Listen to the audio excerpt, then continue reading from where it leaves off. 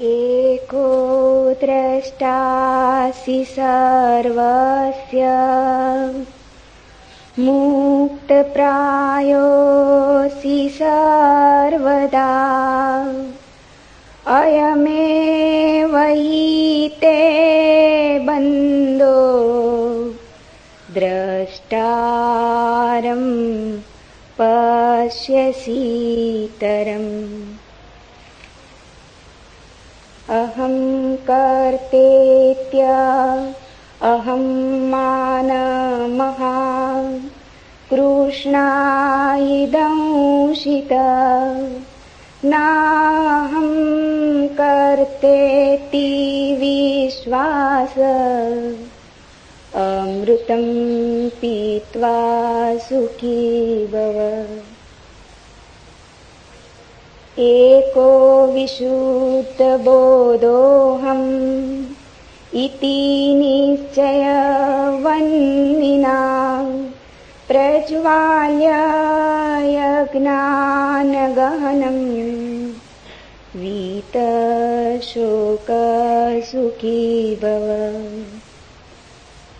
यत्र विश्वम् इदं भाति कल्पितं रज्जुसर्पवत्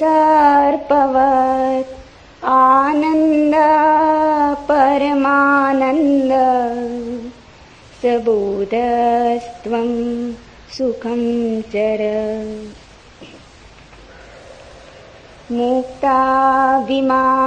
मुक्तो ये बद्धो बदाभिमान्यपि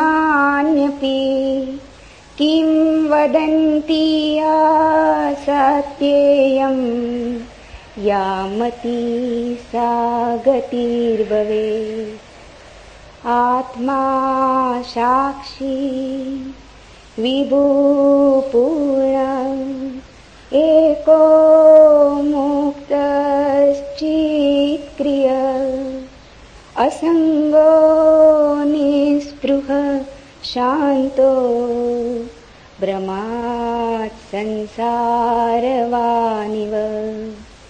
कुटस्थं बोधम् अद्वैतम् आत्मानं परिभावय आभासोऽहं ब्रह्मं मुक्त्वा भावं बाह्यम् अथान्तरम्।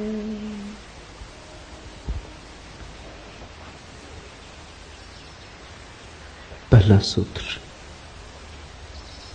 अष्टावक्र ने कहा, तू सब का एक दृष्टा है और सदा सचमुच मुक्त है। तेरा बंधन तो यही है कि तू अपने को छोड़ दूसरे को दृष्टा देखता है। यह सूत्र अत्यंत बहुमूल्य है। एक एक शब्द इसका ठीक से समझे। तू सबका एक दृष्टा है। एको दृष्टासि सर्वस्य और सदा सचमुच मुक्त है। साधारणतः हमें अपने जीवन का बोध दूसरों की आंखों से मिलता है। हम दूसरों की आंखों का दर्पण की तरह उपयोग करते, इसलिए हम दृष्टा को भूल जाते और दृश्य बन जाते। स्वाभाविक भी है। छोटा बच्चा पैदा हुआ, उसे अभी अपना कोई पता नहीं। वो दूसरों की आंखों में झांक के ही देखेगा कि मैं कौन। अपना चेहरा तो दिखाई पड़ता नहीं, दर्पण खोजना होगा। जब तुम दर्पण में अपने को देखते हो तो तुम दृश्य हो गए, दृष्टा ना रहे। तुम्हारी अपने से पहचान ही कितनी है, उतनी जितना दर्पण ने कहा। मां कहती है बेटा सुंदर है, तो बेटा अपने को सुंदर मानता है। शिक्षक कहते हैं स्कूल में बुद्धिमान हो, तो व्यक्ति अपने को बुद्धिमान मानता है। कोई अपमान कर देता है, कोई निंदा कर देता है, तो निंदा का स्वर भीतर समा जाता। इसलिए तो हमें अपना बोध बड़ा भ्रामक मालूम होता है, क्योंकि अनेक स्वर से मिलकर बना है, विरोधी स्वरों से मिलकर बना है। किसी ने कहा सुंदर हो और किसी ने कहा तुम और सुंदर। शकल तो देखो आईने में, दोनों स्वर भीतर चले गए, द्वंद्व पैदा हो गया। किसी ने कहा बड़े बुद्धिमान हो और किसी ने कहा तुम जैसा बुद्धू आदमी नहीं देखा। दोनों स्वर भीतर चले गए, दोनों भीतर जुड़ गए, बड़ी बेचैनी पैदा हो गई, बड़ा द्वंद्व पैदा हो गया। इसलिए तो तुम निश्चित नहीं हो कि तुम कौन हो।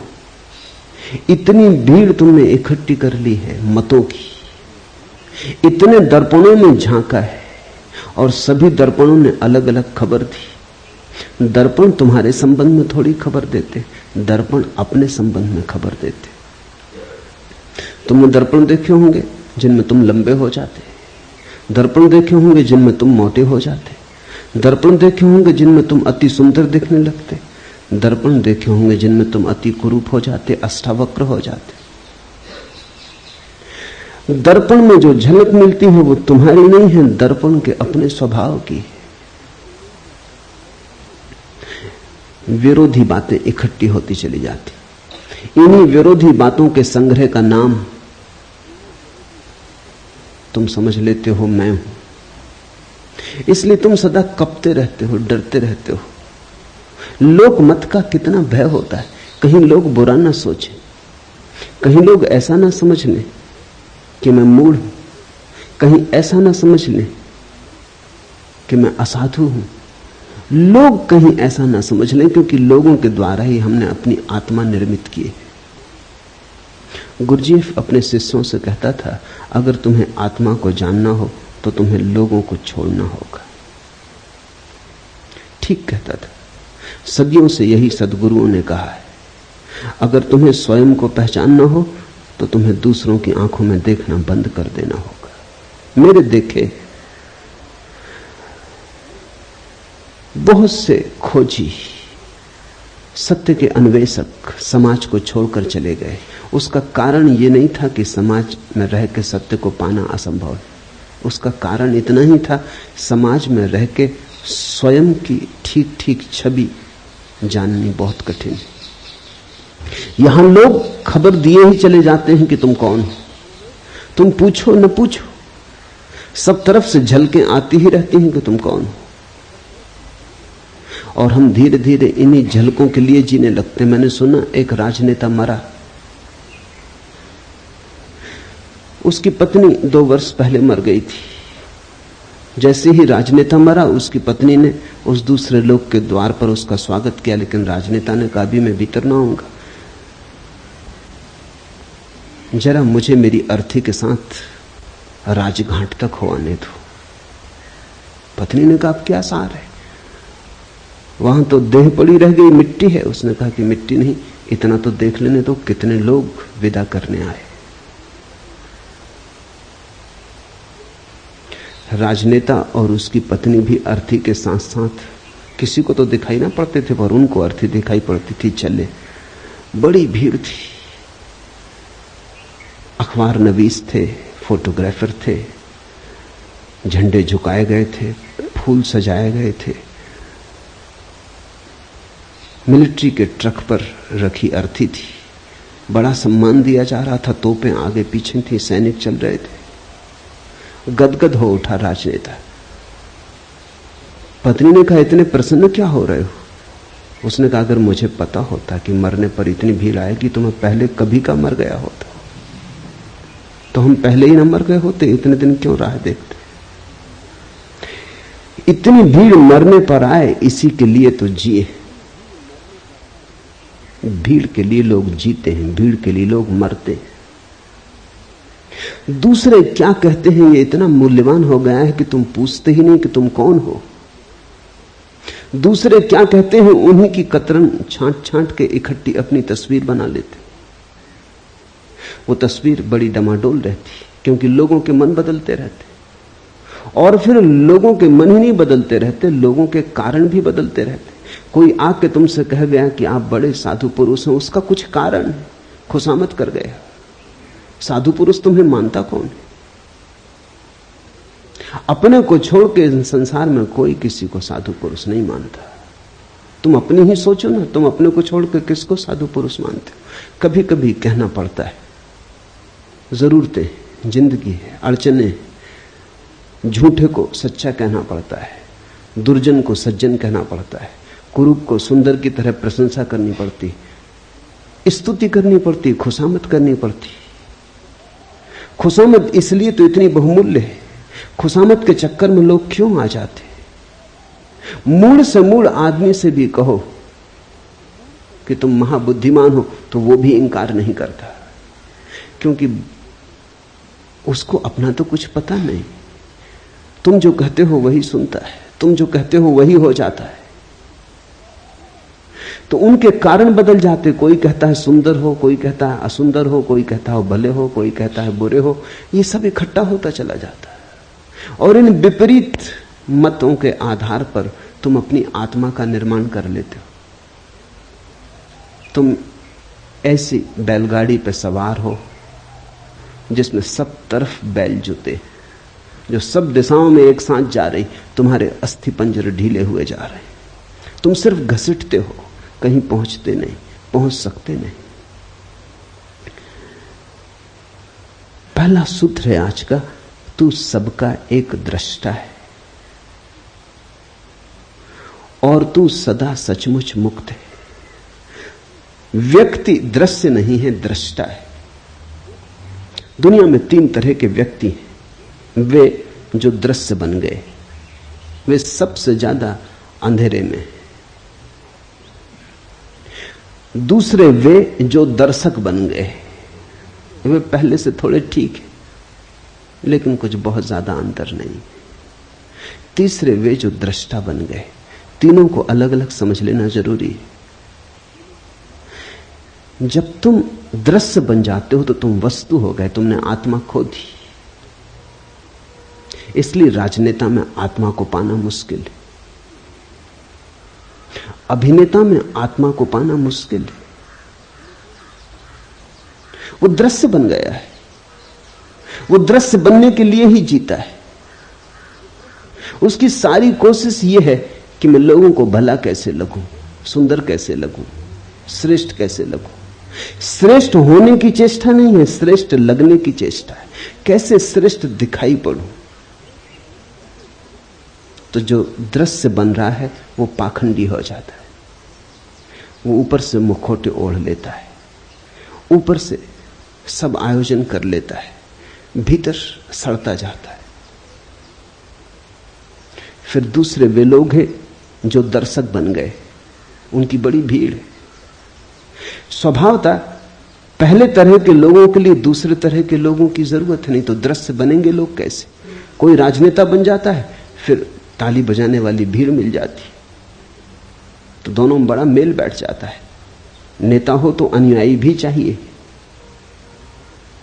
कोई नाच रहा हो तो दर्शक भी चाहिए, कोई गीत गा रहा हो तो सुनने वाले भी चाहिए।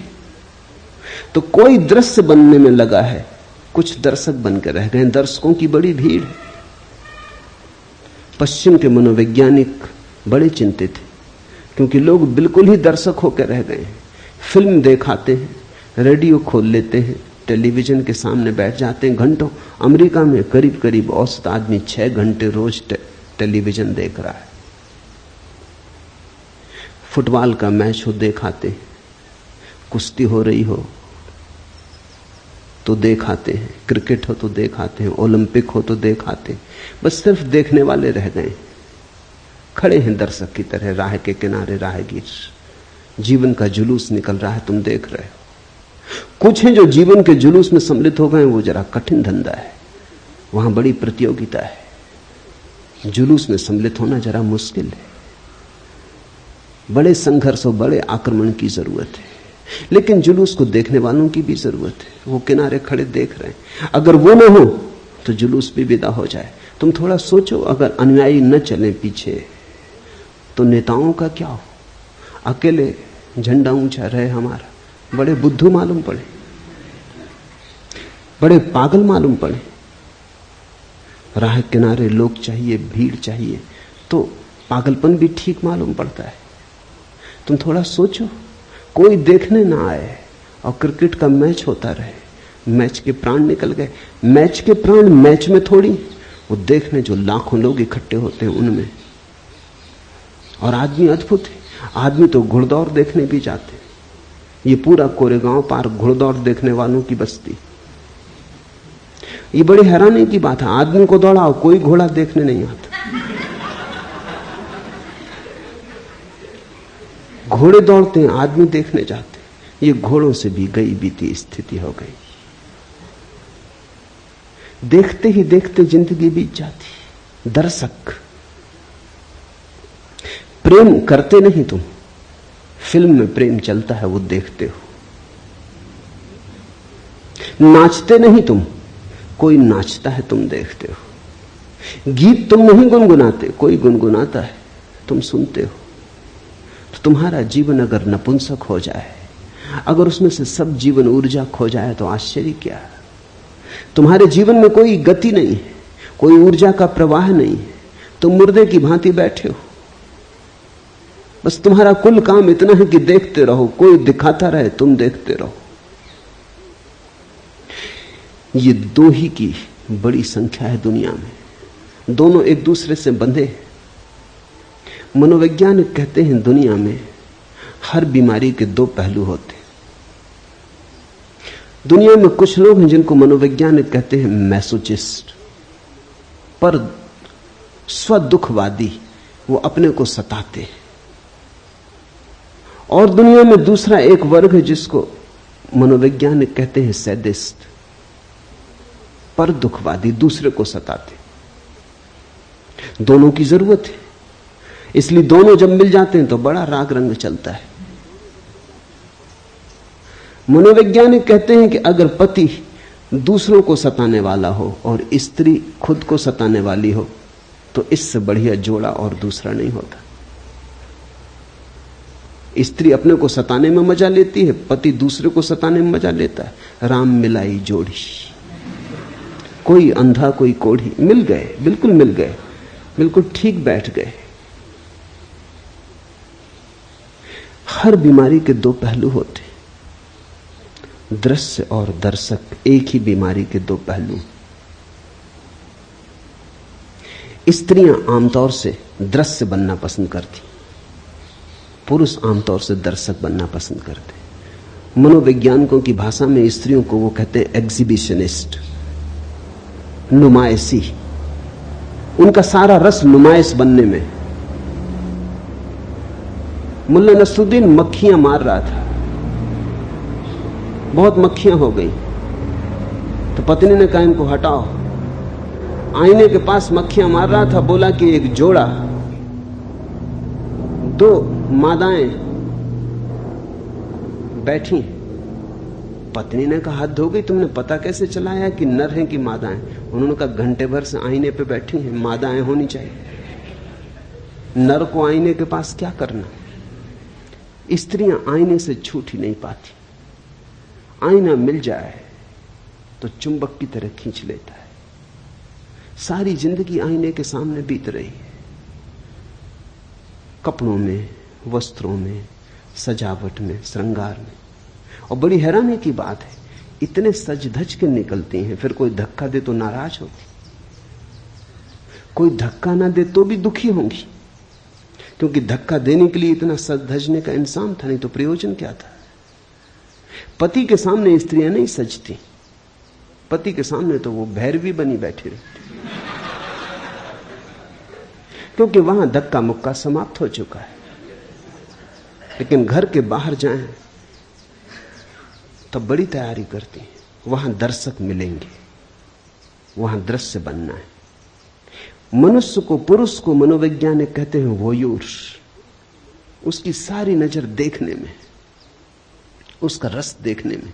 स्त्रियों को देखने में रस नहीं, दिखाने में रस। इसलिए तो स्त्री पुरुषों का जोड़ा बैठ जाता, बीमारी के दो पहलू बिल्कुल एक साथ बैठ जाते। और ये दोनों ही अवस्थाएं रुग्ण हैं। अष्टावक्र कहते हैं मनुष्य का स्वभाव दृष्टा का है, न तो दृश्य बनना है और न दर्शक। अब कभी तुम ये भूल मत कर लेना, कई बार मैंने देखा है कुछ लोग ये भूल कर लेते हैं, वो समझते हैं दर्शक हो गए तो दृष्टा हो गए। इन दोनों शब्दों में बड़ा बुनियादी फर्क है। भाषा कोश में शायद फर्क ना हो, वहां दर्शक और दृष्टा का एक ही अर्थ होगा, लेकिन जीवन के कोश में बड़ा फर्क है। दर्शक का अर्थ है दृष्टि दूसरे पर है, और दृष्टा का अर्थ है दृष्टि अपने पर है। दृष्टि देखने वाले पर है तो दृष्टा, और दृष्टि दृश्य पर है तो दर्शक। बड़ा क्रांतिकारी भेद है, बड़ा बुनियादी भेद है। जब तुम्हारी नजर दृश्य पर अटक जाती है और तुम अपने को भूल जाते हो तो दर्शक। जब तुम्हारी दृष्टि से सब दृश्य विदा हो जाते हैं, तुम ही तुम रह जाते हो, जागरण मात्र रह जाता, होश मात्र रह जाता, तो दृष्टा।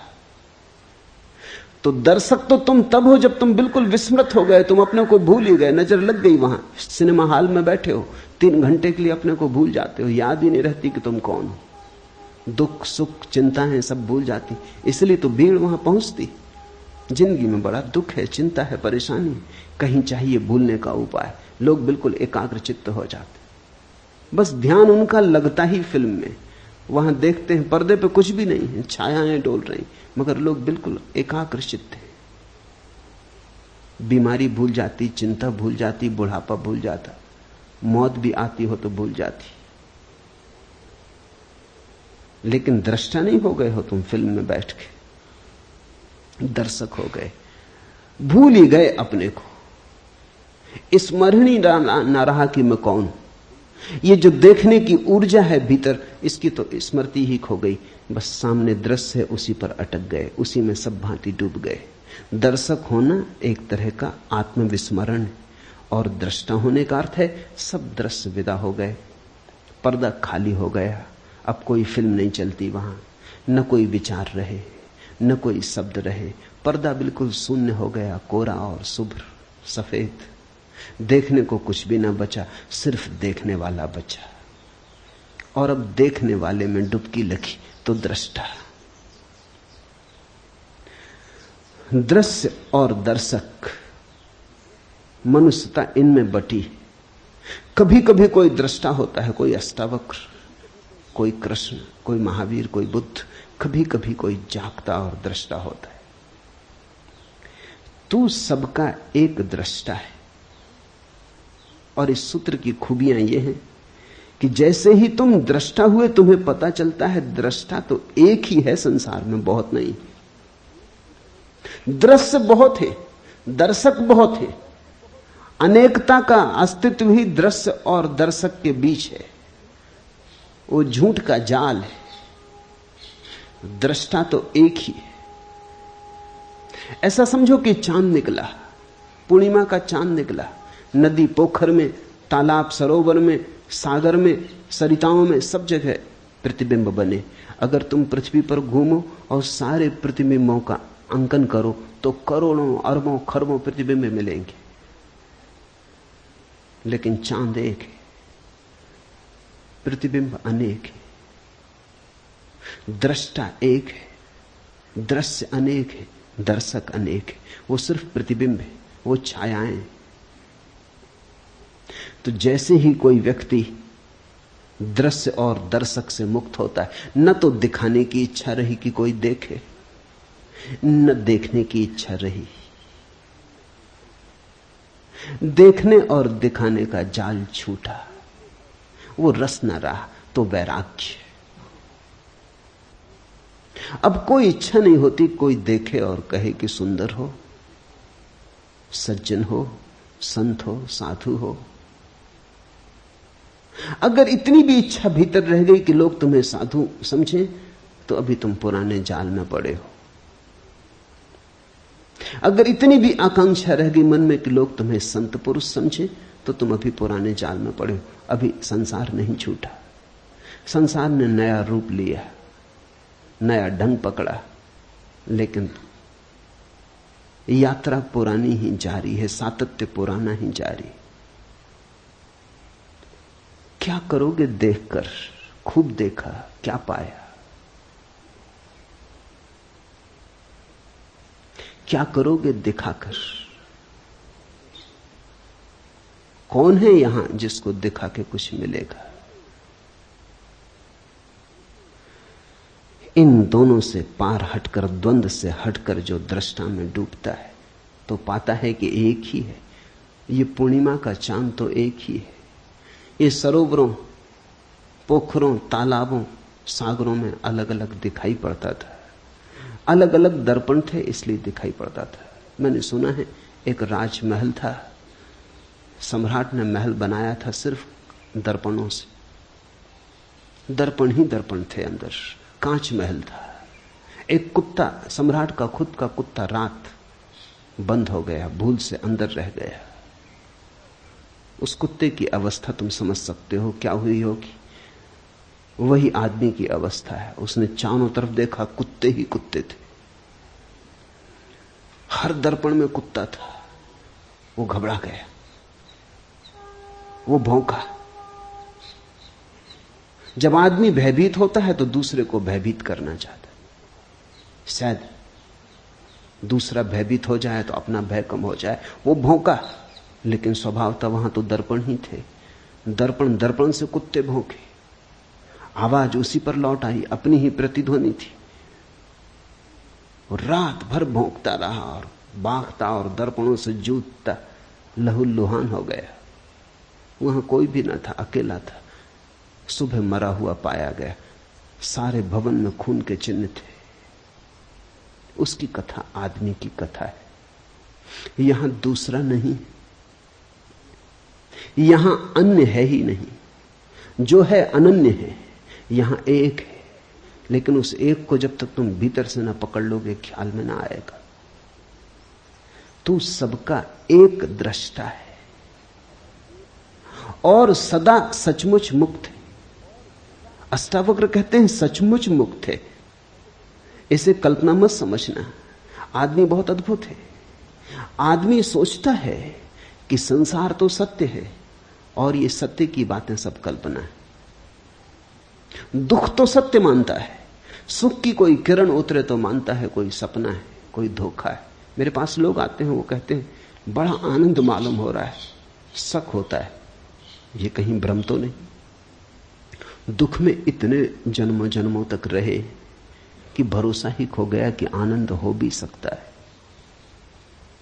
आनंद असंभव मालूम होने लगा है। रोने का अभ्यास ऐसा हो गया है, दुख का ऐसा अभ्यास हो गया है, कांटों से ऐसी पहचान हो गई कि फूल अगर दिखाई भी पड़े तो भरोसा नहीं आता, लगता है सपना है, आकाश कुसुम, होगा नहीं, हो नहीं सकता। इसलिए अष्टावक्र कहते हैं सचमुच मुक्त है। व्यक्ति बंधा नहीं है। बंधन असंभव है क्योंकि केवल परमात्मा है, केवल एक है। न तो बांधने को कुछ है, न बंधने को कुछ है। तू सदा सचमुच मुक्त है। इसलिए अष्टावक्र जैसे व्यक्ति कहते हैं कि इसी क्षण चाहे तो मुक्त हो सकता है, क्योंकि मुक्त है ही। मुक्ति में कोई बाधा नहीं, बंधन कभी पड़ा नहीं, बंधन केवल माना हुआ है। तेरा बंधन तो यही है कि तू अपने को छोड़ दूसरे को दृष्टा देखता है। एको दृष्टासी सर्वस्य मुक्त प्रायो असि सर्वदा अयमेव ही ते बंधो दृष्टारम पश्य सीतरम। एक ही बंधन है कि तू अपने को छोड़ दूसरे को दृष्टा देखता है, और एक ही मुक्ति है कि तू अपने को दृष्टा जान ले। तो इस प्रयोग को थोड़ा करना शुरू करें। देखते हैं, वृक्ष के पास बैठे हैं, वृक्ष दिखाई पड़ रहा है, तो धीरे धीरे वृक्ष को देखते देखते उसको देखना शुरू करें जो वृक्ष को देख रहा है। जरा से हेरफेर की बात है। साधारणता चेतना का तीर वृक्ष की तरफ जा रहा है, इस तीर को दोनों तरफ जाने दें, इसका फल दोनों तरफ कर लें। वृक्ष को भी देखें और साथ ही चेष्टा करें उसको भी देखने की जो देख रहा है। देखने वाले को न भूलें। देखने वाले को पकड़ पकड़ ले, बार बार भूलेगा, पुरानी आदत है, जन्मों की आदत है, भूलेगा, लेकिन बार बार देखने वाले को पकड़ ले।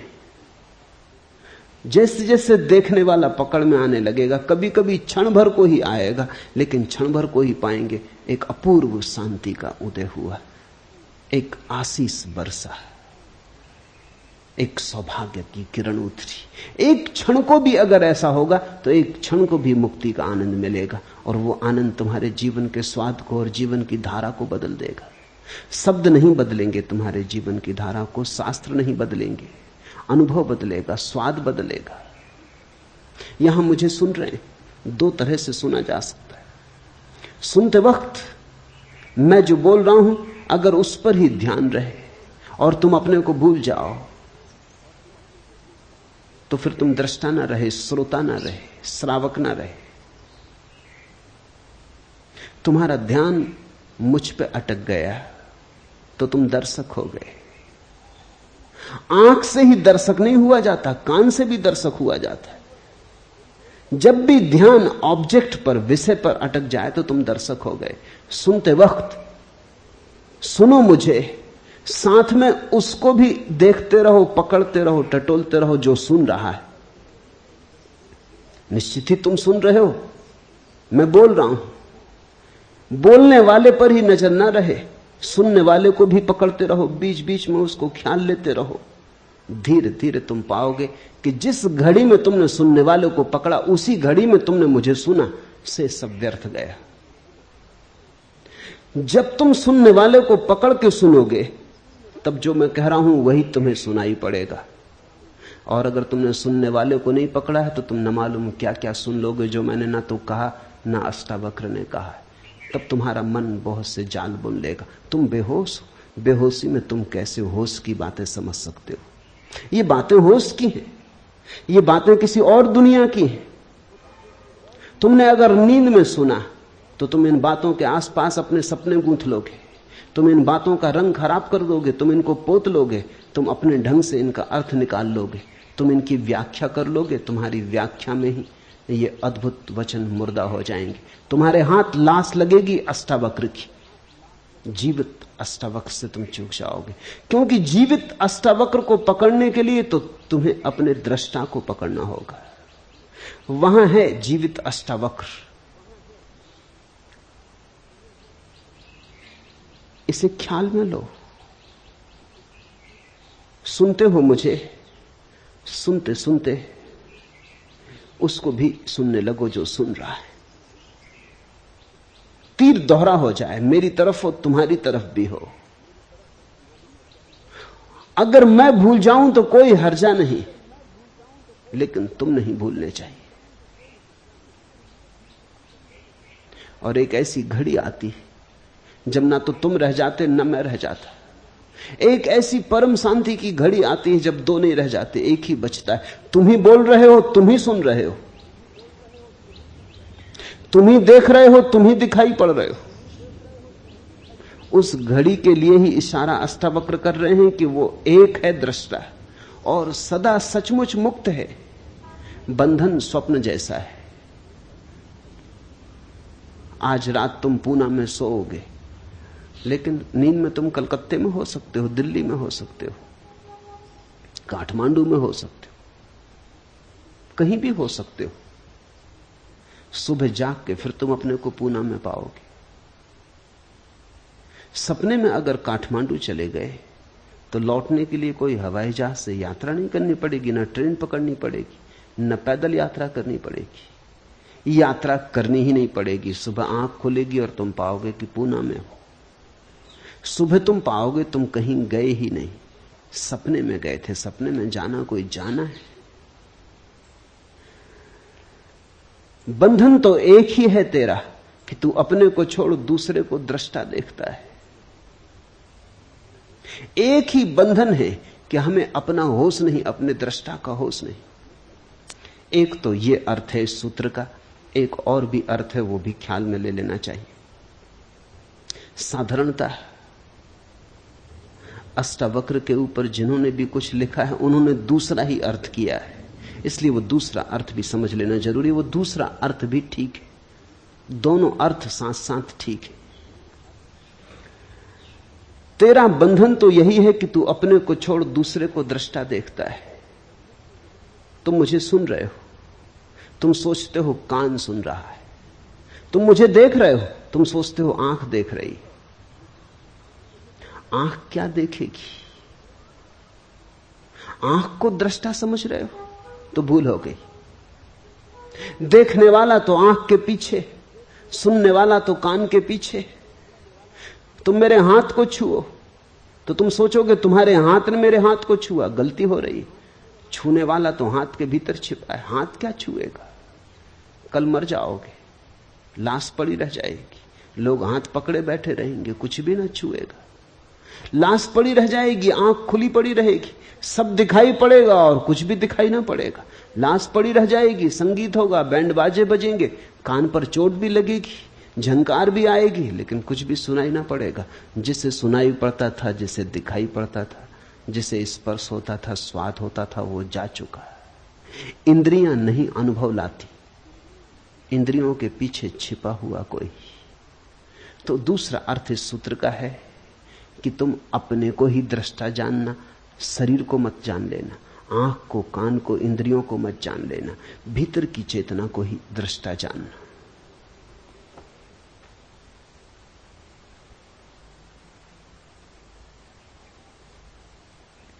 मैं करता हूं ऐसे अहंकार रूपी अत्यंत काले सर्प से दंशित हुआ तू। मैं करता नहीं हूं ऐसे विश्वास रूपी अमृत को पीकर सुखी हो। अहम करता इति, मैं करता हूं ऐसे अहंकार रूपी अत्यंत काले सर्प से दंशित हुआ तू। हमारी मान्यता ही सब कुछ है। हम मान्यता के सपने में पड़े, हम अपने को जो मान लेते हैं वही हो जाते। ये बड़ी विचार की बात है। ये पूरब के अनुभव का सार निचोड़ है। हमने जो मान लिया है अपने को, वही हम हो जाते। तुमने अगर कभी किसी सम्मोहनविद को, हिप्नोटिस्ट को प्रयोग करते देखा हो तो तुम चौंके होगे। अगर वो किसी व्यक्ति को सम्मोहित करके कह देता है, पुरुष को, कि तुम स्त्री हो, और फिर कहता है उठो चलो, तो वो आदमी स्त्री की तरह चलने लगता है। बहुत कठिन है स्त्री की तरह चलना, उसके लिए खास तरह का शरीर का ढांचा चाहिए। स्त्री की तरह चलने के लिए गर्भ की खाली जगह चाहिए पेट में, अन्यथा कोई स्त्री की तरह चल नहीं सकता। या बहुत अभ्यास करे तो चल सकता है। लेकिन कोई सम्मोहनविद किसी को सुला देता है बेहोशी में, वो कहता है उठो तुम स्त्री हो, पुरुष नहीं, चलो, वो स्त्री की तरह चलने लगता है। वो उसे प्याज पकड़ा देता है और कहता है ये सेव है, नाश्ता कर लो, वो प्याज का नाश्ता कर लेता है। और उससे पूछो कैसा स्वाद, वो कहता बड़ा स्वादिष्ट। उसे पता भी नहीं चलता कि ये प्याज है, उसे बास भी नहीं आती। सम्मोहनविदों ने अनुभव किया है, और अब तो ये वैज्ञानिक तथ्य है, इस पर बहुत प्रयोग हुए हैं। मूर्छित सम्मोहन में मूर्छित व्यक्ति के हाथ में उठा के एक साधारण कंकड़ रख दो और कह दो अंगारा रख दिया है, वो झटक के फेंक देता है, चीख मारता है कि जल गया। इतने तक भी बात होती तो ठीक था, लेकिन हाथ पे फफोला आ जाता है। तुमने खबर सुनी होगी लोगों की कि जो आग पर चल लेते हैं वो भी सम्मोहन की गहरी अवस्था है। अगर तुमने ऐसा मान लिया कि नहीं जलूंगा, तो आग भी नहीं जलाती। मानने की बात है, अगर जरा भी संदेह रहा तो मुश्किल हो जाएगी, तो जल जाओगे। ऐसा बहुत बार हुआ है कि कुछ लोग सिर्फ हिम्मत करके चले गए कि जब इतने लोग चल रहे हैं तो हम भी चल लेंगे, लेकिन भीतर संदेह का कीड़ा था, वो जल गए।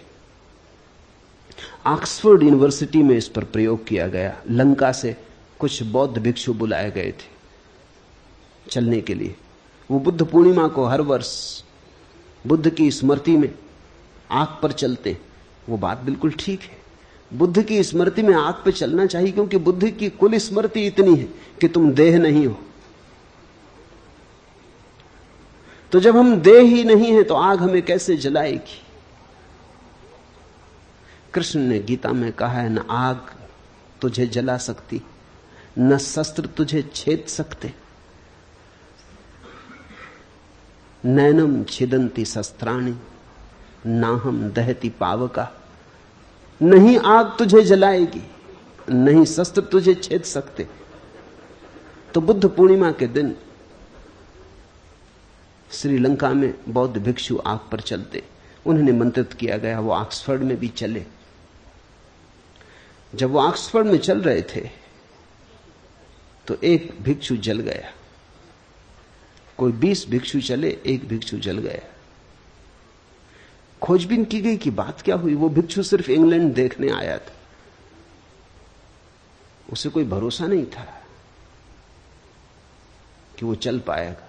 उसकी मर्जी कुछ और थी, वो तो सिर्फ यात्रा करने आया था। उसकी तो आकांक्षा इतनी थी कि इंग्लैंड देख लेंगे, और उसने सोचा जब ये 19 लोग नहीं जलते तो मैं क्यों जलूंगा। मगर भीतर संदेह का कीड़ा था, वो जल गया। और वहीं उसी रात दूसरी घटना घटी कि एक प्रोफेसर, ऑक्सफोर्ड यूनिवर्सिटी का प्रोफेसर, जिसने कभी ये घटना न देखी थी न सुनी थी, वो सिर्फ बैठ के देख रहा था। उसे देख के इतना भरोसा आ गया कि वो उठा और चलने लगा और चल गया। न तो वो बौद्ध था, न धार्मिक था, उसे तो कुछ पता ही नहीं था। उसे तो सिर्फ इतने लोगों का चलना देख के ये लगा, ये भाव ऐसी गहनता से उठा, ये श्रद्धा इतनी सघन हो गई कि वो उठा एक गहन आनंद भाव में और नाचने लगा आग पर। भिक्षु भी चौंके, क्योंकि भिक्षुओं को तो यह ख्याल था कि बुद्ध भगवान उन्हें बचा रहे हैं। ये आदमी तो कोई बौद्ध नहीं है, ये तो अंग्रेज था और धार्मिक भी नहीं था, चर्च भी नहीं जाता था, तो क्राइस्ट भी इसकी फिक्र नहीं करेंगे। बुद्ध से तो कुछ लेना देना है नहीं, इसका तो कोई भी मालिक नहीं था, सिर्फ श्रद्धा। हम जो मानते हैं गहन श्रद्धा में वही हो जाते। मैं करता हूं ऐसे अहंकार रूपी अत्यंत काले सर्प से दंशित हुआ तू। मैं करता नहीं हूं ऐसे विश्वास रूपी अमृत को पीकर सुखी हो। ये वचन ख्याल रखना, बार बार अष्टावक्र कहते हैं सुखी हो। वो कहते हैं इसी क्षण घट सकती है बात। अहम कर्ता इति, मैं करता हूं ऐसी हमारी धारणा है। उस धारणा के अनुसार हमारा अहंकार निर्मित होता है। कर्ता यानी अस्मिता। मैं करता हूं, उसी से हमारा अहंकार निर्मित होता है। इसलिए जितना बड़ा करता हो उतना बड़ा अहंकार होता है। तुमने अगर कुछ खास नहीं किया तो तुम क्या अहंकार रखोगे? तुमने एक बड़ा मकान बनाया तो उतना ही बड़ा तुम्हारा अहंकार हो जाता। तुमने एक बड़ा साम्राज्य रचाया तो उतनी ही सीमा तुम्हारे अहंकार की हो जाती। इसलिए तो दुनिया को जीतने के लिए पागल लोग निकलते। दुनिया को जीतने थोड़ी निकलते। दुनिया किसने कब जीती? लोग आते हैं चले जाते हैं, दुनिया को कौन जीत पाता है? लेकिन दुनिया को जीतने निकलते हैं घोषणा करने कि मेरा अहंकार इतना विराट है कि सारी दुनिया को छोटा कर दूंगा, घेर लूंगा, सीमा बना दूंगा। मैं ही परिभाषा बनूंगा सारे जगत की। सिकंदर और नेपोलियन और तैमूर और नादिर और सारे पागल दुनिया को घेरने चलते। ये दुनिया को घेरने के लिए जो आकांक्षा है, ये अहंकार की आकांक्षा है।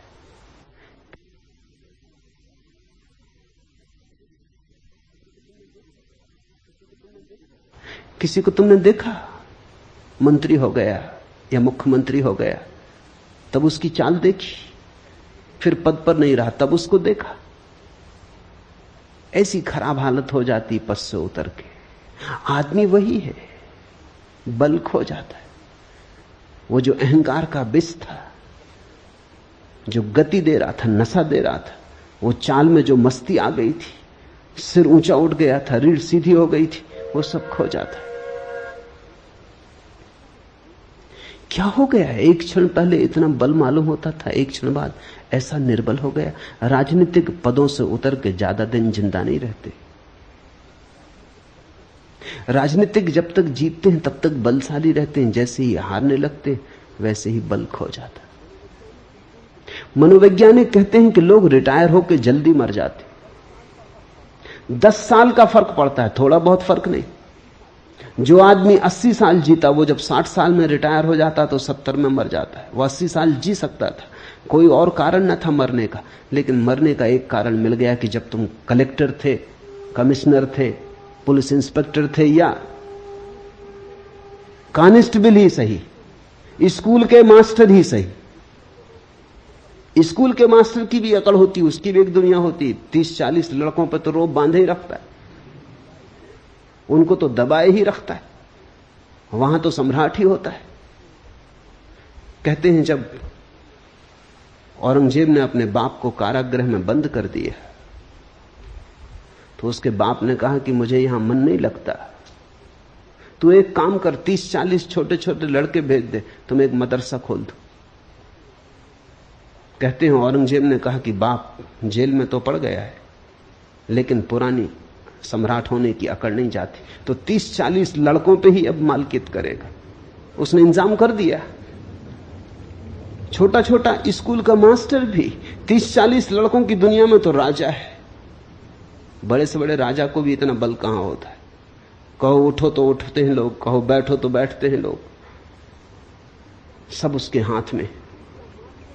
स्कूल का मास्टर ही सही, कलेक्टर हो, डिप्टी कलेक्टर हो, मिनिस्टर हो, कोई भी हो, जैसे ही रिटायर होता है वैसे ही बल खो जाता। अब कोई रास्ते पर नमस्कार नहीं करता, अब कहीं भी उसकी कोई सार्थकता नहीं मालूम होती, वो फिजूल मालूम पड़ता है, जैसे कूड़े के ढेर पर फेंक दिया गया या कबाड़ खाने में डाल दिया गया। अब उसकी कहीं कोई जरूरत नहीं, जहां भी जाता है लोग उसको सहते, मगर उनके भाव से पता चलता है कि अब जाओ, भी क्षमा करो, अब यहां किस लिए चले आए, अब दूसरा काम करने दो। वे ही लोग जो उसकी खुशामद करते थे रास्ते से कन्नी काट जाते, वे ही लोग जो उसके पैर दाबते थे अब दिखाई नहीं पड़ते। अचानक उसके अहंकार का गुब्बारा सिकुड़ जाता है, जैसे गुब्बारा फूट गया, हवा निकलने लगी, पंचर हो गया, सिकुड़ने लगता है। जीने में कोई अर्थ नहीं मालूम होता, मरने की आकांक्षा पैदा होने लगती। वो सोचने लगता है अब मर ही जाऊं, क्योंकि अब क्या सहार। रिटायर होकर लोग जल्दी मर जाते क्योंकि उनके जीवन का सारा बल तो उनके साम्राज्यों में था। कोई हेड क्लर्क था तो 10-5 क्लर्कों को ही सता रहा था। इससे कोई फर्क नहीं पड़ता कि तुम कौन हो, तुम चपरासी सही, मगर चपरासी की भी अकड़ होती। जब जाओ दफ्तर में अंदर तो चपरासी को बैठो, स्टूल पे ही बैठा है बाहर, लेकिन उसकी अकड़ देखो, कहता ठहरो।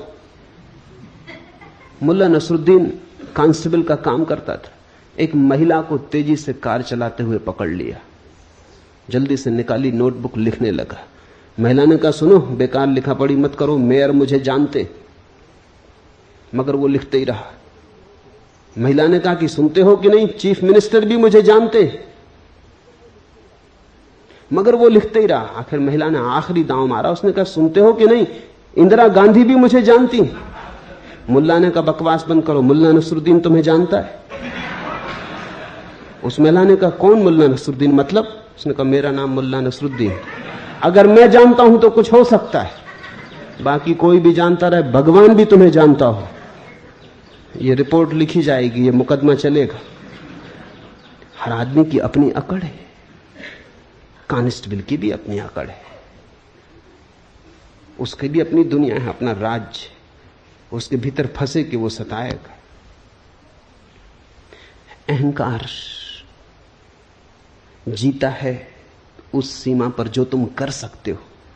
इसलिए तुम देखना, अहंकारी आदमी हां कहने में बड़ी मजबूरी अनुभव करता है। तुम अपने में ही निरीक्षण करना। ये मैं कोई दूसरों को जांचने के लिए तुम्हें मापदंड नहीं दे रहा हूं, तुम अपना ही आत्मविश्लेषण करना। नहीं कहने में मजा आता है, क्योंकि नहीं कहने में बल मालूम पड़ता है। बेटा पूछता है मां से कि जरा बाहर खिलाऊं, वो कहता नहीं नहीं। अभी बाहर खेलने में कुछ हर्जा भी नहीं है। बाहर नहीं खेलेगा बेटा तो कहां खेलेगा? और मां भी जानती है कि जाएगा ही वो, थोड़ा शोरगुल मचाएगा, वो भी अपना बल दिखलाएगा, बलों की टक्कर होगी, थोड़ी राजनीति चलेगी, वो चीख पुकार मचाएगा, बर्तन पटकेगा, तब वो कहेगी अच्छा जा बाहर खेल। लेकिन वो जब कहेगी जा बाहर खेल तब ठीक है, तब उसकी आज्ञा से जा रहा है।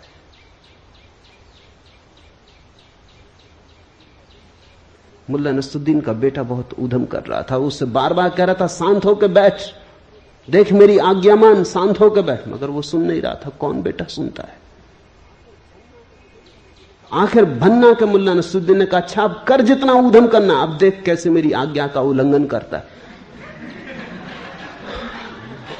अब मेरी आज्ञा है, कर कितना ऊधम करना है, अब देखें कैसे मेरी आज्ञा का उल्लंघन करता है। नहीं जल्दी आती जवान पर रखिए। तुम जरा गौर करना, 100 में 90 मौकों पर जहां नहीं कहने की कोई भी जरूरत न थी, वहां भी तुम नहीं कहते हो। नहीं कहने का मौका तुम चूकते नहीं, नहीं कहने का मौका मिले तो झपट के लेते हो। हां कहने में बड़ी मजबूरी लगती, हां कहने में बड़ी दयनीयता मालूम होती। हां कहने का मतलब होता तुम्हारा कोई बल नहीं। इसलिए जो बहुत अहंकारी हैं वो नास्तिक हो जाते। नास्तिक का मतलब उन्होंने आखिरी नहीं कह दी, उन्होंने कह दिया ईश्वर भी नहीं, और की तो बात छोड़ो।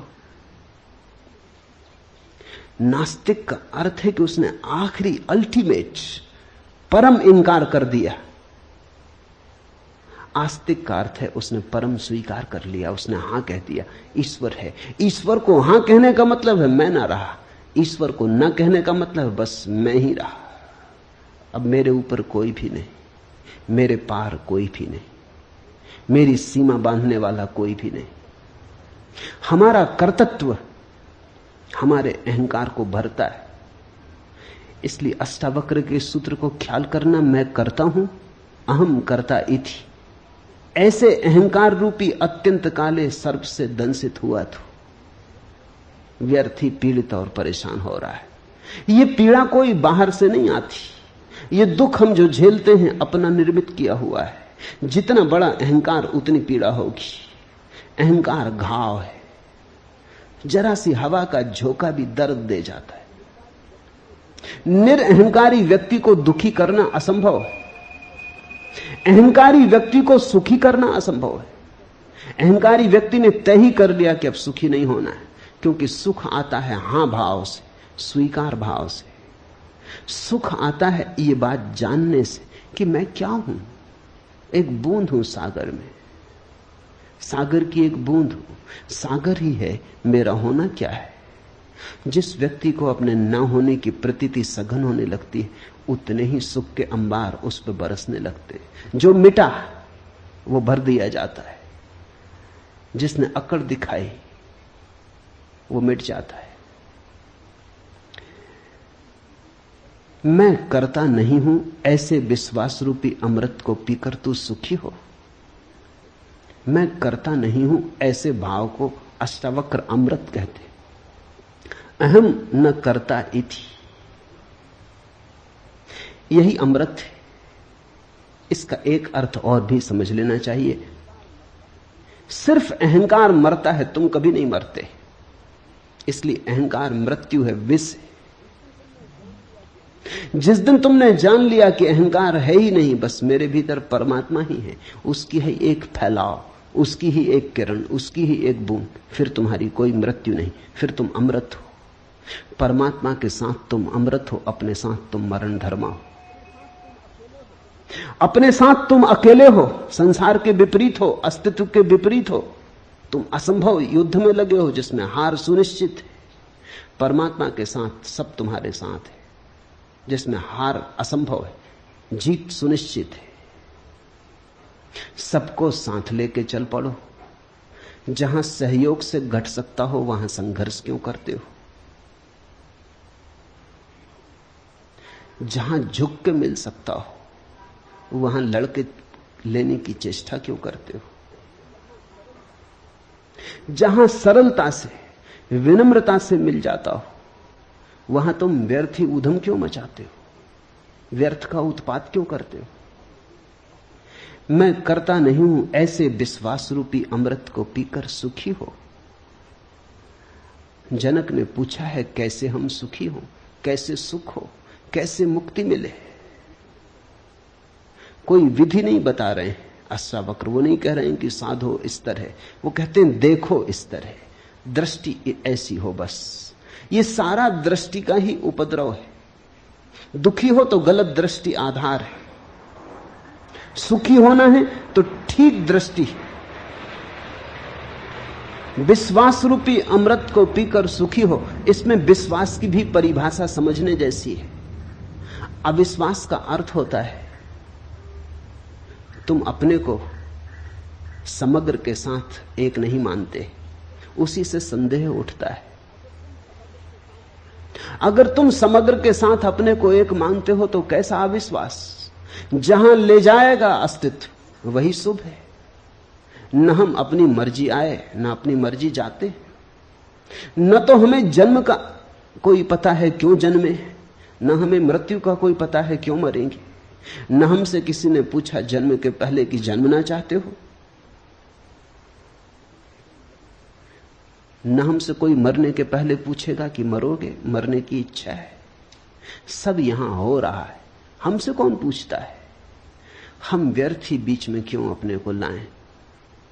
जिससे जीवन निकला है उसी में हम विसर्जित होंगे, और जिसने जीवन दिया है उस पर अविश्वास कैसा? जहां से इस सुंदर जीवन का आविर्भाव हुआ है उस स्रोत पर अविश्वास कैसा?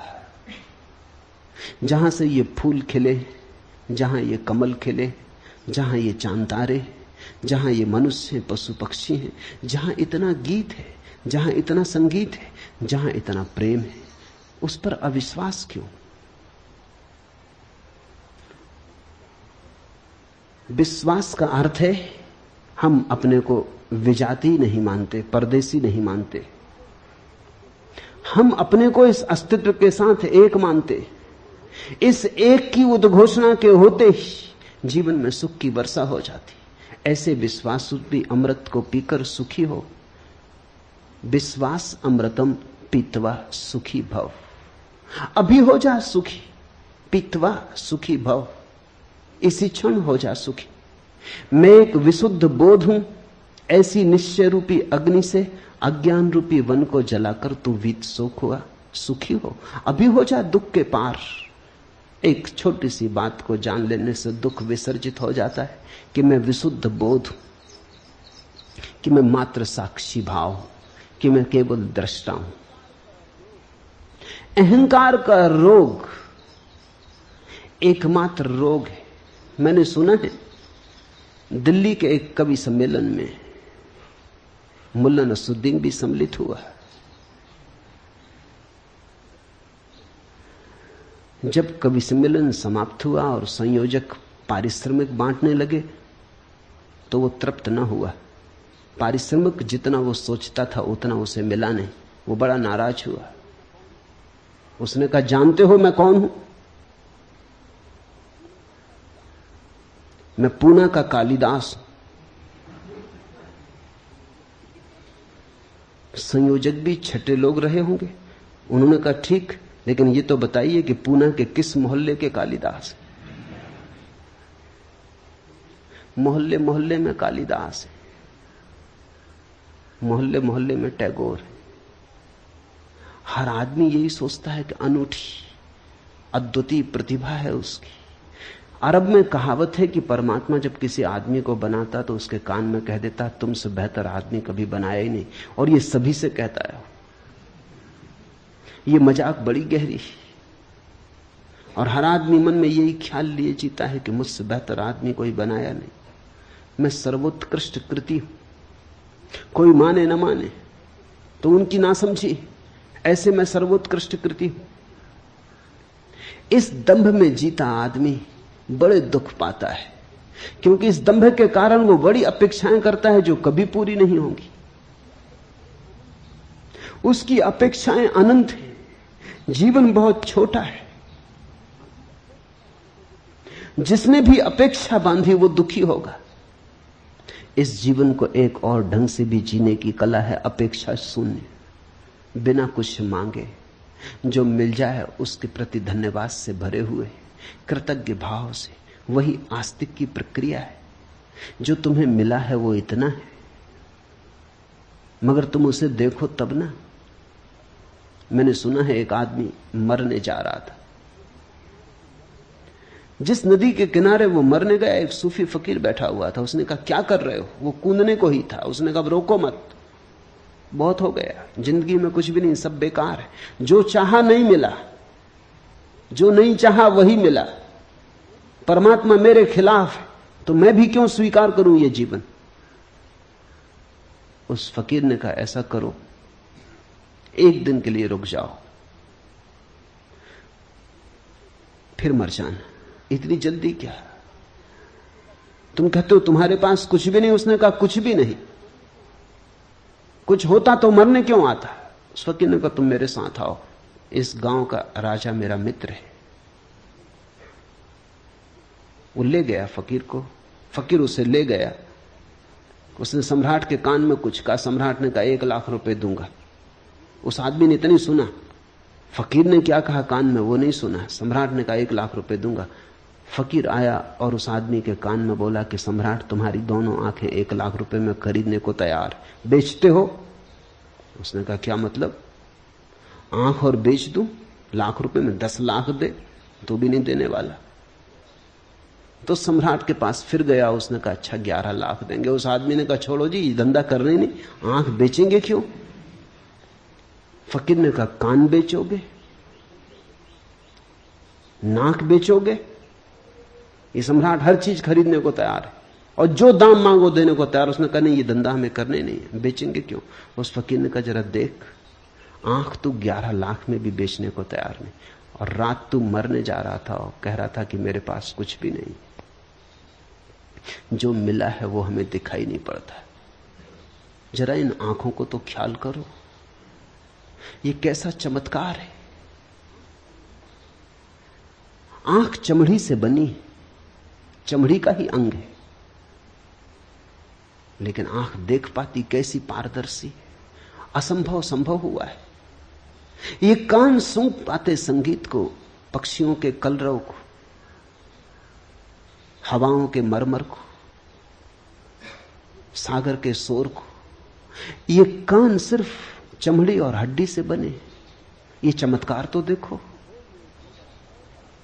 तुम हो, ये इतना बड़ा चमत्कार है कि इससे बड़ा और कोई चमत्कार क्या तुम सोच सकते हो? इस हड्डी मांस मज्जा की देह में चैतन्य का दिया जल रहा है। जरा इस चैतन्य के दिए का मूल्य तो आंको नहीं, लेकिन तुम्हारी इस पे कोई दृष्टि नहीं। तुम कहते हो हमें 100 रुपए की नौकरी मिलनी चाहिए थी, 90 रुपए की मिली, मरेंगे, आत्महत्या कर लेंगे। कि होना चाहिए था मिनिस्टर, केवल डिप्टी मिनिस्टर हो पाए, नहीं जिएंगे। कि मकान बड़ा चाहिए था, छोटा मिला, कोई सार रहने का नहीं। कि दिवाला निकल गया, कि बैंक में खाता खाली हो गया, अब जीने में सार क्या है। कि एक स्त्री चाहिए थी वो न मिली, कि एक पुरुष चाहा था वो न मिला, बस अब मरेंगे। जितना तुम चाहोगे उतना ही तुम्हारे जीवन में दुख होगा। जितना तुम देखोगे कि बिना चाहे कितना मिला है, अपूर्व तुम्हारे ऊपर बरसा है, अकारण तुमने कमाया क्या है? क्या थी कमाई तुम्हारी जिसके कारण तुम्हें जीवन मिले? क्या है तुम्हारा अर्जन जिसके कारण क्षण भर तुम सूरज की किरणों में नाचो, चांद तारों से बात करो? क्या है कारण? क्या है तुम्हारा बल? क्या है प्रमाण तुम्हारे बल का कि हवाएं तुम्हें छुए और तुम गुनगुनाओ, आनंद मग्न हो, कि ध्यान संभव हो सके? इसके लिए तुमने क्या किया है? यहां सब तुम्हें मिला है प्रसाद रूप, फिर भी तुम परेशान हो, फिर भी तुम कहे चले जाते हो, फिर भी तुम उदास हो। जरूर अहंकार का रोग खाए चला जा रहा है, वही सबको पकड़े हुए है। मैंने सुना है एक परिवार के सभी सदस्य फिल्मों में काम करते थे। एक बार परिवार का मुखिया अपने पारिवारिक डॉक्टर के पास आया और बोला, डॉक्टर साहब, मेरे बेटे को छूत की बीमारी, स्कारलेट फीवर, और वह मानता है कि उसने घर की नौकरानी को चूमा है। आप घबराइए नहीं, डॉक्टर ने सलाह दी, जवानी में खून जोश मारता ही है। आप समझे नहीं डॉक्टर, वो आदमी बोला और थोड़ा बेचैन होकर। सच बात यह है कि उसके बाद मैं भी उस लड़की को चूम चुका हूं। तब तो मामला कुछ गड़बड़ नजर आता है। डॉक्टर ने स्वीकार किया। अभी क्या गड़बड़ है डॉक्टर साहब? उसके बाद मैं अपनी पत्नी को भी 2 बार चूम चुका हूं। इतना सुनते ही डॉक्टर अपनी कुर्सी से उछल के चिल्लाया, तब तो मारे गए, तब तो ये वाहियात बीमारी मुझे भी लग चुकी होगी। वो उनकी पत्नी को चूम चुके। ऐसी बीमारी फैलती चली जाती। अहंकार छूत की बीमारी है। जब बच्चा पैदा होता है तो कोई अहंकार नहीं होता, बिल्कुल निरअहंकार, निर्दोष होता है, खुली किताब होता है, कुछ भी लिखावट नहीं होती, खाली किताब होता है। फिर धीरे धीरे अक्षर लिखे जाते, फिर धीरे धीरे अहंकार निर्मित किया जाता है। माँ बाप, परिवार, समाज, स्कूल, विश्वविद्यालय फिर उसके अहंकार को मजबूत करते चले जाते। ये सारी प्रक्रिया हमारे शिक्षण की और संस्कार की, सभ्यता और संस्कृति की बस एक बीमारी को पैदा करती, अहंकार को जन्माती। ये अहंकार फिर जीवन भर हमारे पीछे प्रेत की तरह लगा रहता है। अगर तुम धर्म का ठीक अर्थ समझना चाहो तो इतना ही है। समाज, संस्कृति, सभ्यता तुम्हें जो बीमारी दे देते हैं, धर्म उस बीमारी की औषधि है और कुछ भी नहीं। धर्म समाज विरोधी है, सभ्यता विरोधी है, संस्कृति विरोधी है। धर्म बगावत है, धर्म क्रांति है। धर्म की क्रांति का कुल अर्थ इतना ही है कि तुम्हें जो दे दिया है दूसरों ने, उसे किस भांति तुम्हें सिखाया जाए कि तुम उसे छोड़ दो, उसे पकड़ के मत चलो। वही तुम्हारी पीड़ा है, वही तुम्हारा नरक है। अहंकार के अतिरिक्त जीवन में और कोई बोझ नहीं है। अहंकार के अतिरिक्त जीवन में और कोई बंधन, जंजीर नहीं है। मैं एक विशुद्ध बोध हूं। ऐसी निश्चय रूपी अग्नि से अज्ञान रूपी वन को जलाकर तू वीत शोक हो, सुखी हो। अहंकार का अर्थ है अपने चैतन्य को किसी और चीज से जोड़ लेना। एक आदमी कहता है कि मैं बुद्धिमान हूं, तो उसने बुद्धिमानी से अपने अहंकार को जोड़ लिया, तो उसकी चेतना अशुद्ध हो गई। तुमने देखा, दूध में कोई पानी मिला देता है तो हम कहते हैं दूध अशुद्ध हो गया। लेकिन अगर पानी मिलाने वाला कहे कि हमने बिल्कुल शुद्ध पानी मिलाया है, फिर तब भी तुम कहोगे अशुद्ध हो गया। शुद्ध पानी मिलाओ या अशुद्ध, ये थोड़ी सवाल है। पानी मिलाया, इससे कोई फर्क नहीं पड़ता कि तुमने शुद्ध पानी मिलाया, तो भी दूध तो अशुद्ध हो गया। और अगर गौर करो तो दूध ही अशुद्ध नहीं हुआ, पानी भी अशुद्ध हो गया।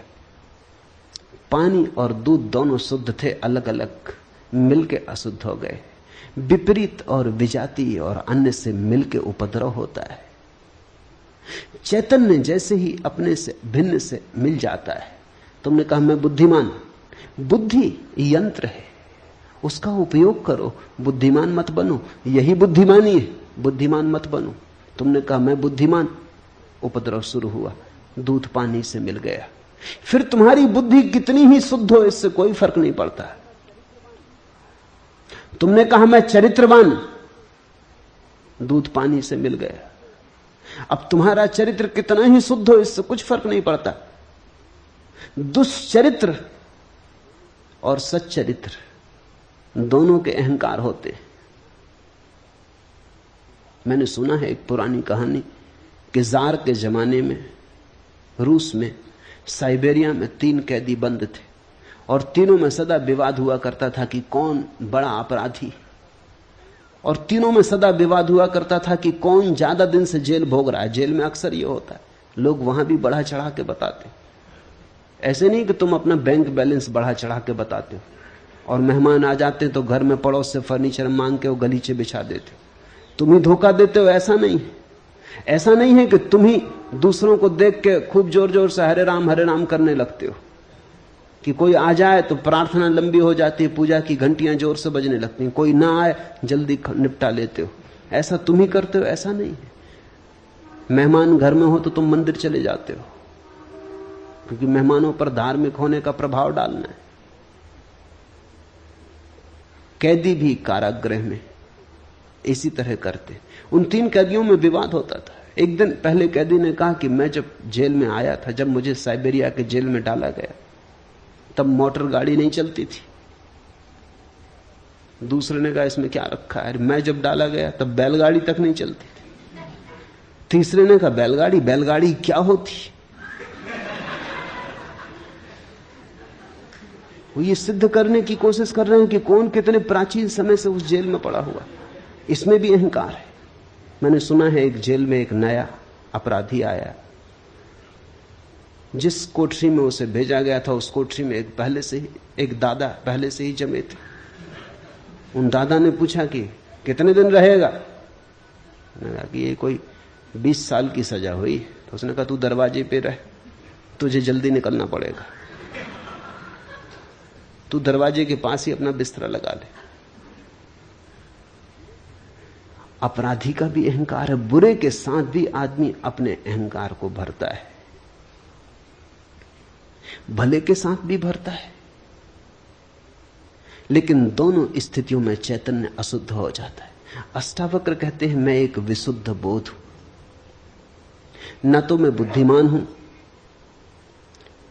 न मैं चरित्रवान हूं, न मैं चरित्रहीन हूं, न मैं सुंदर हूं, न मैं असुंदर हूं, न मैं जवान हूं, न मैं बूढ़ा हूं, न गोरा न काला, न हिंदू न मुसलमान, न ब्राह्मण न शूद्र।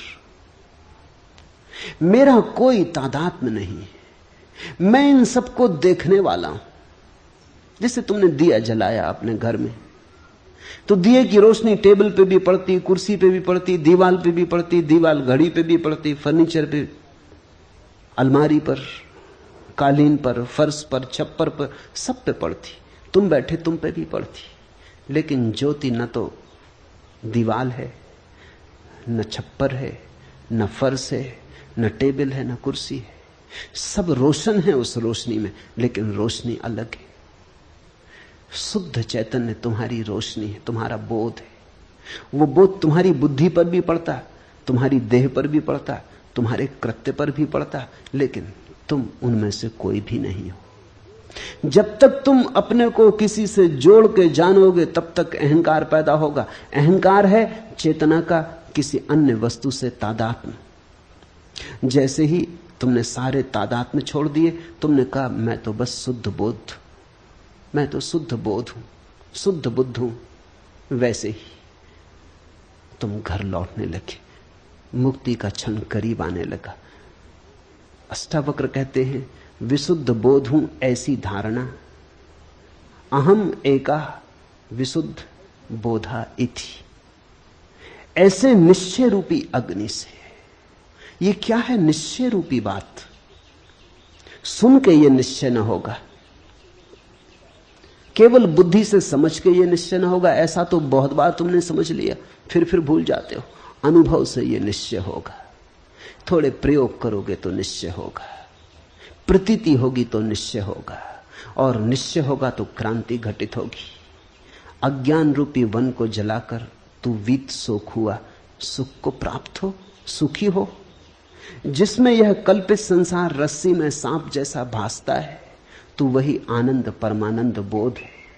अतएव तू सुखपूर्वक विचर। यहां दुख का कोई कारण ही नहीं है।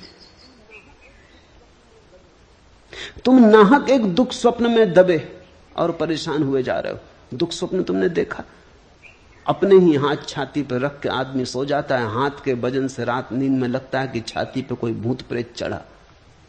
अपने ही हाथ रखे हैं छाती पर, उनका ही वजन पड़ रहा है, लेकिन निद्रा में वही वजन भ्रांति बन जाता।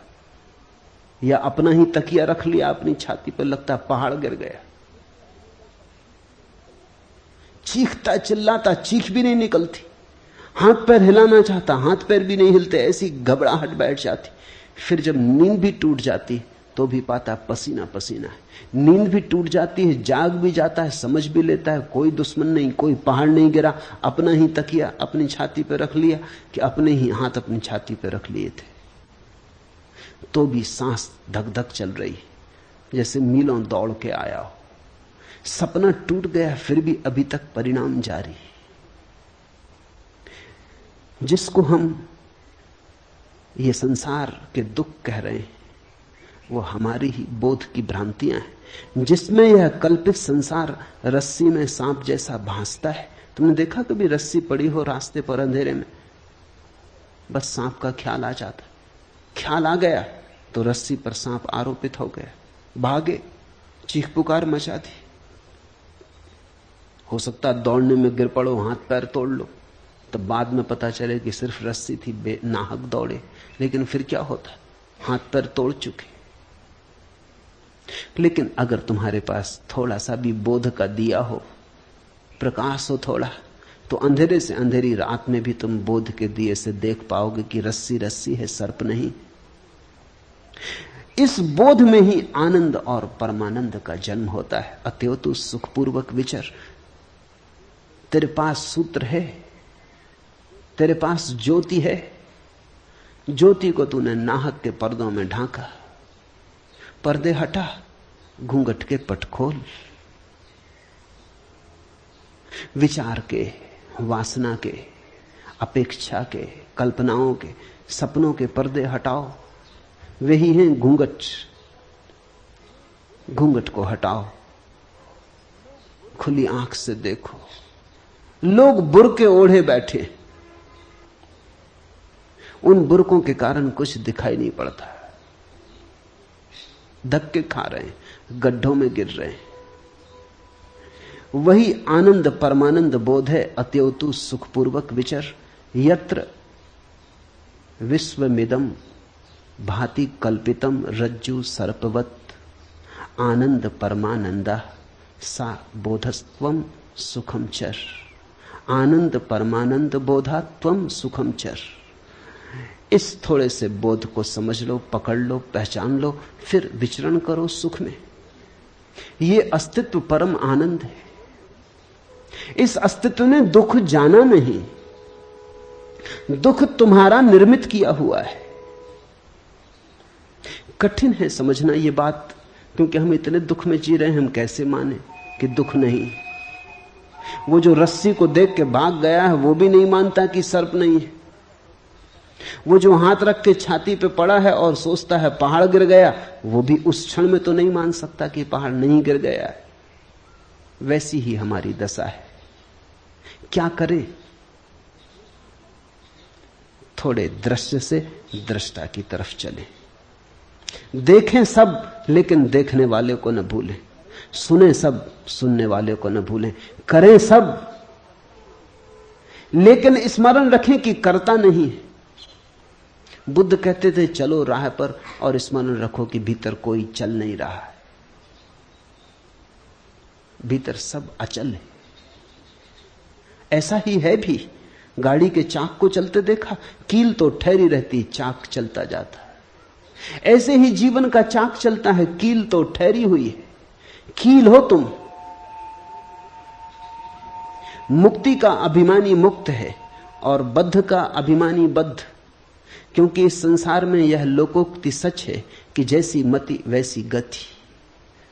ये सूत्र मूल्यवान है। मुक्ति का अभिमानी मुक्त है। जिसने जान लिया कि मैं मुक्त हूं, वो मुक्त है। मुक्ति के लिए कुछ और करना नहीं, इतना जानना ही है कि मैं मुक्त हूं।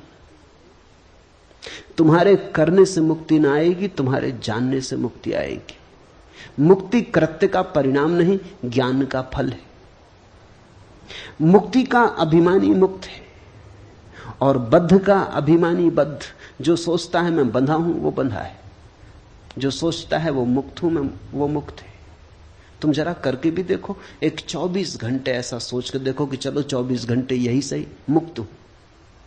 24 घंटे मुक्त रह के देख लो, तुम बड़े चकित होगे, तुम्हें खुद ही भरोसा ना आएगा कि अगर तुम सोच लो मुक्त हो तो कोई नहीं बांधने वाला है, तो तुम मुक्त हो। तुम सोच लो कि बंधा हूं तो हर चीज बांधने वाली है। मेरे एक मित्र थे, मेरे साथ प्रोफेसर थे। होली के दिन थे, भांग पी ली, रास्ते पे शोरगुल मचा दिया, हुल्लड़ कर दिया। बड़े सीधे आदमी थे। सीधे आदमी के साथ खतरा है, उसके भीतर काफी तबा पड़ा रहता। उपद्रवी नहीं थे, नाम भी उनका भोले राम था।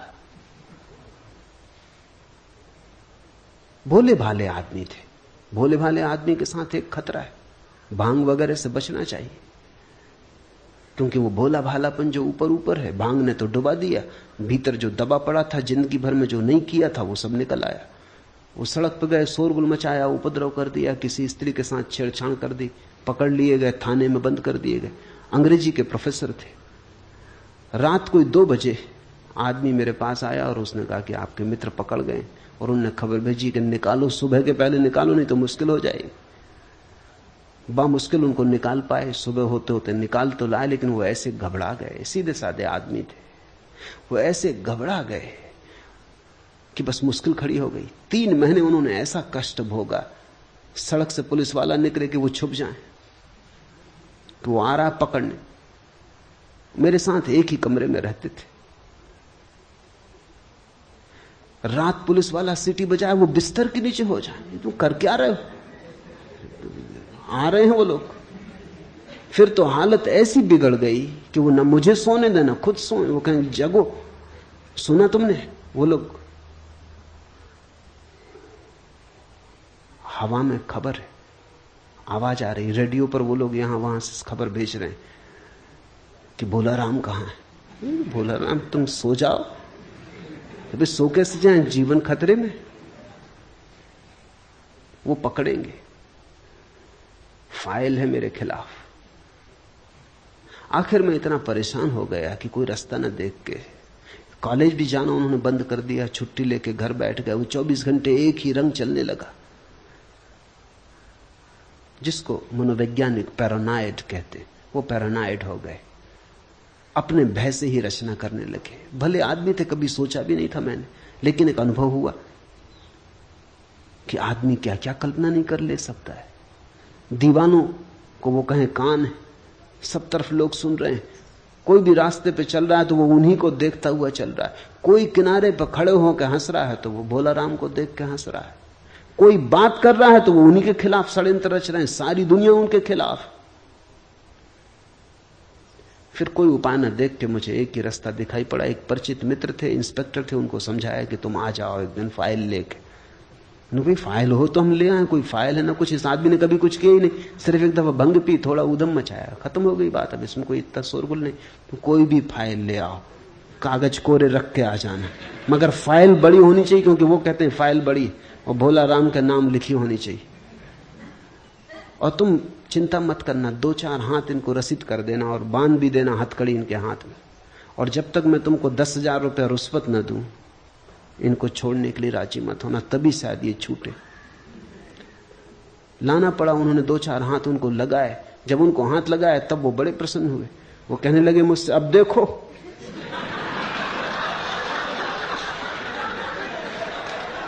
जो मैं कहता था हुआ कि नहीं। ये रही फाइल, बड़े बड़े अक्षरों में भोला राम लिखा है। अब बोलो, वो सब समझदारी की बातें कहां गई? अब ये हो रहा है, चले भोला राम, हथकड़ी भी डाल दी। मगर एक तरह से वो प्रसन्न थे, एक तरह से दुखी थे, रो रहे थे, मगर एक तरह से प्रसन्न थे कि उनकी धारणा सही सिद्ध हुई। आदमी ऐसा पागल है, तुम्हारे दुख की धारणा भी सही सिद्ध हो तो तुम्हारे अहंकार को तृप्ति मिलती कि देखो मैं सही सिद्ध हुआ। उनका पूरा भाव यह था कि सबको गलत सिद्ध कर दिया, सब समझाने वाले, कोई सही सिद्ध नहीं हुआ, आखिर में ही सही सिद्ध हुआ। मुश्किल समझाया और बुझाया। इंस्पेक्टर को सो कह रखा था जल्दी मत मान जाना, नहीं तो वो सोचेंगे कि कोई जालसाजी। वो कहा कि ये हो ही नहीं सकता, ये तो इनको आजन्म सजा होगी। बस वो जब ये इस तरह की बातें कहें वो मेरी तरफ देखेंगे, कहो। बहुत मुश्किल से समझा बुझा के हाथ पैर जोड़ के नोट की गड्डियां उनको दी फाइल जलाई सामने, उस दिन से भोला राम मुक्त हो गए, ठीक हो, सब खत्म हो गया मामला। करीब करीब ऐसी अवस्था है।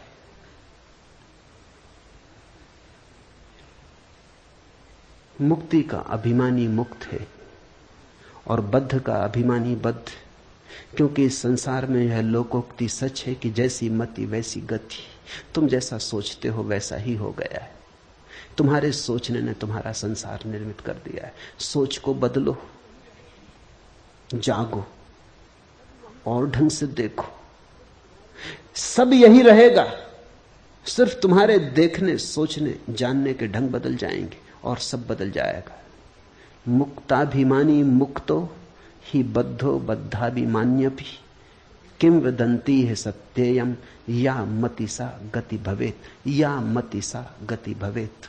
तो जैसा सोचो, जैसी मति वैसी गति हो जाती। आत्मा साक्षी है, व्यापक है, पूर्ण है, एक है, मुक्त है, चेतन है, क्रिया रहित है, असंग है, निष्प्रह है, शांत है। वह भ्रम के कारण संसार जैसा भासता है। साक्षी, व्यापक, पूर्ण। सुनो इस शब्द को। अष्टावक्र कहते तुम पूर्ण हो। पूर्ण होना नहीं है, तुम में कुछ भी जोड़ा नहीं जा सकता। तुम जैसे हो परिपूर्ण हो। तुम में कुछ विकास नहीं करना है, तुम्हें कुछ सोपान नहीं चढ़ने, तुम्हारे आगे कुछ भी नहीं है। तुम पूर्ण हो, तुम परमात्मा हो, व्यापक हो, साक्षी हो, एक हो, मुक्त हो, चेतन हो, क्रिया रहित हो, असंग हो। किसी ने तुम्हें बांधा नहीं, कोई संग साथी नहीं, अकेले हो, परम एकांत में हो, निष्प्रह हो। ऐसा होना नहीं है, यही फर्क है अष्टावक्र के संदेश का। अगर तुम महावीर को सुनो तो महावीर कहते ऐसा होना है।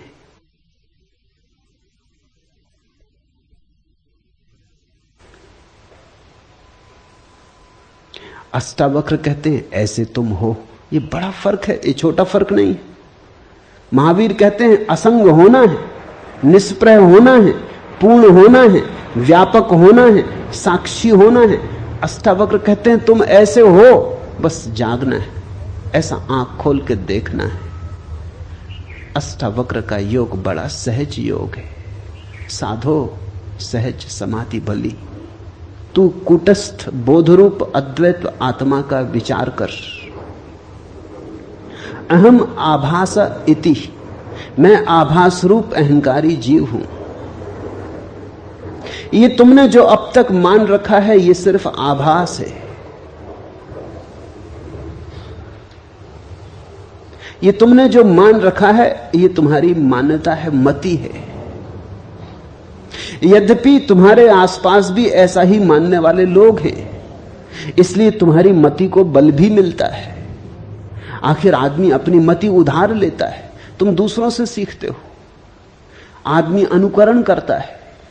यहां सभी दुखी हैं, तुम भी दुखी हो गए हो। जापान में एक अद्भुत संत हुआ, होते ही जैसे ही वो ज्ञान को उपलब्ध हुआ, या कहना चाहिए जैसे ही वो जागा, वो हंसने लगा। फिर वो जीवन भर हंसता ही रहा। वो गांव गांव जाता है। होते ही को जापान में लोग हंसता हुआ बुद्ध कहते। वो बीच बाजार में खड़ा हो जाता और हंसने लगता।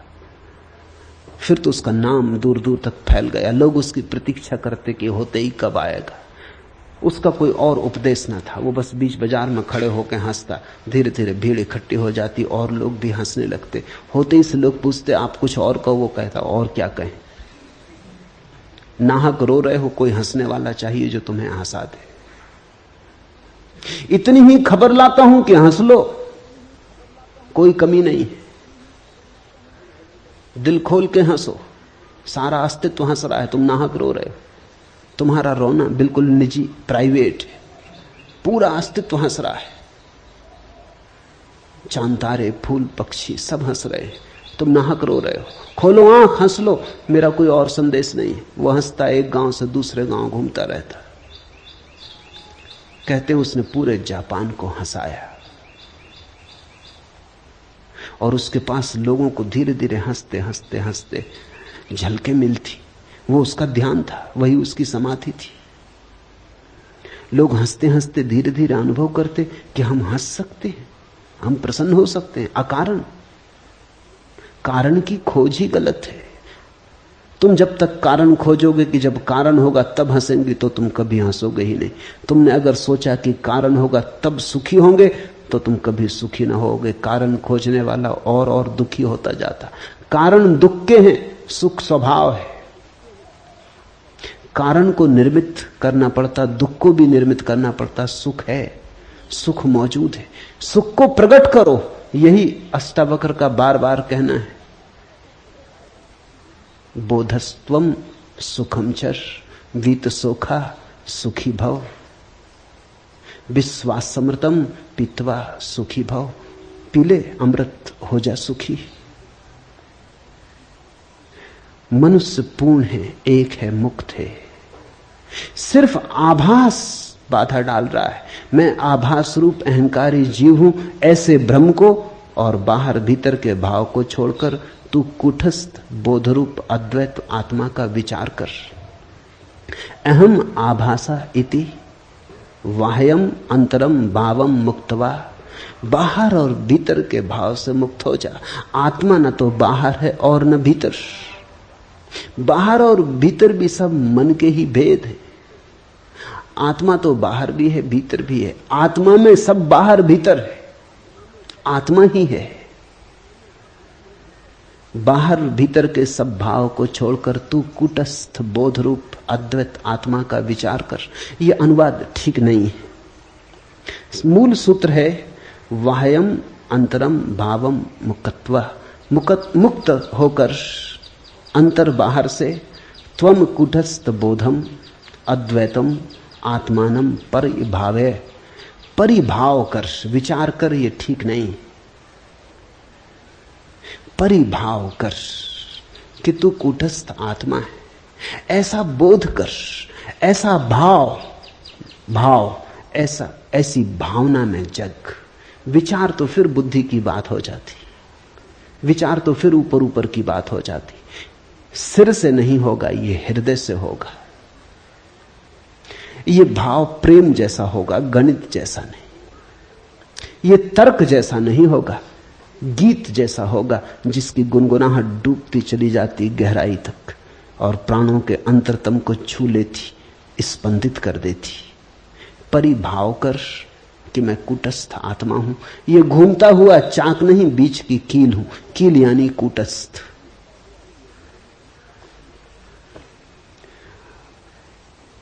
तुम जब तक सोचते हो पृथ्वी पर हो, पृथ्वी पर हो। जिस क्षण तुमने तैयारी दिखाई, जिस क्षण तुमने हिम्मत की, उसी क्षण आकाश में उड़ना शुरू हो सकता है।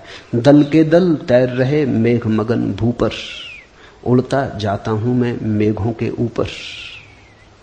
एक अजब लोक खुला है मेरे आगे, कोई सपना विराट सोए में जागे। कहां उड़ जाता है समय सिंधु घर घर।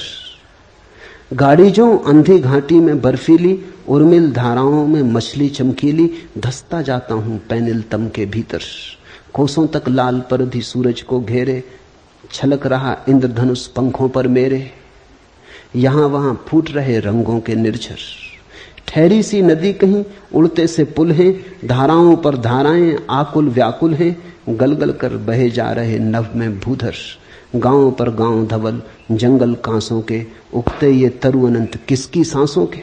एक दूसरी धरती बना हुआ है अंबर, दल के दल तैर रहे मेघ मगन भू पर। उड़ता जाता हूं मैं मेघों के ऊपर। एक अजब लोक खुला है मेरे आगे, कोई सपना विराट सोए में जागे। जागो, सपना खूब देखा, अब जागो।